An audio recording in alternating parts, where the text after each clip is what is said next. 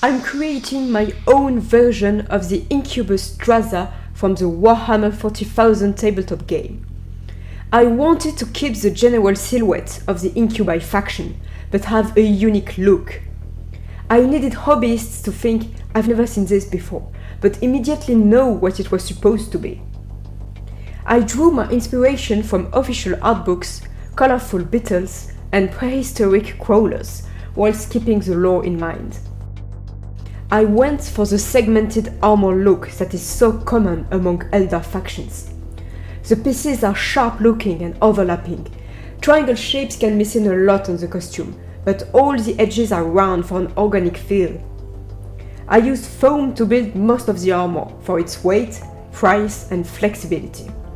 The armor parts are articulated with elastic bands at the back of the pieces.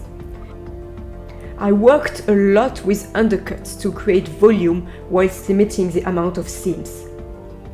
The armor splits in several parts to make it easier to store. All the patterns are my own. The design and construction processes revolved around textures, or materials, the main ones being chitin, bone, horn, leather, cloth, copper and fur layered on top of each other. I made an undersuit out of stretch fabric I had left from another project. I dyed it and airbrushed it to make the diamond pattern pop. The armor goes on top of this. The main pieces have a texture I had seen on the back of green beetles in the garden, created by pressing fake leather against warm foam to leave an imprint. I couldn't do this on the Warbler gloves, so I textured the primer instead. I worked with several pearlescent inks and an airbrush to give interesting colors and effects to the armor, making it very hard to photograph as well. Gloss varnish completed the insect look.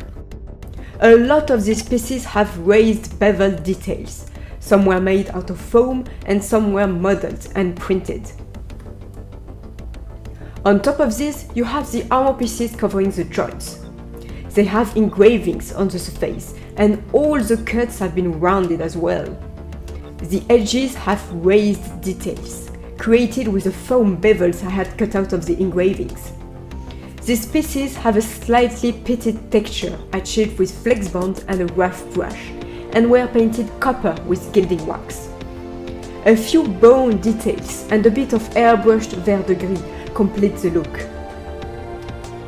Dark Eldar armor is usually dangerous for its owner as well as the others, so I carved a few spikes and blades from 10mm foam and made the transition smoother with a bit of foam clay. The larger ones were covered with brushable epoxy resin. I later created an uneven texture by pressing aluminium foil against the steel drying primer. I thought it would be interesting to make part of the mask bone as well, since incubi faceplates are traditionally painted white on miniatures. This bone texture also appears on the back plates. I made some areas look desiccated and added fur at the base, as it can be seen on a lot of insects. I still have a lot of details to add. The current chest gem is a placeholder. I have to sculpt, mold and cast the actual one. All the pieces will get custom leather straps. There will also be some fabric strips covered in runes wrapped around some of the parts and tattered webs between the undersuit and the armor. To give the outfit more personality, I plan on having dangling bits on the belt, decorations and battle trophies. There will be more modeling and printing for this part. A gravity-defying wig is missing as well. It will be made out of two simple wigs, dyed and braided.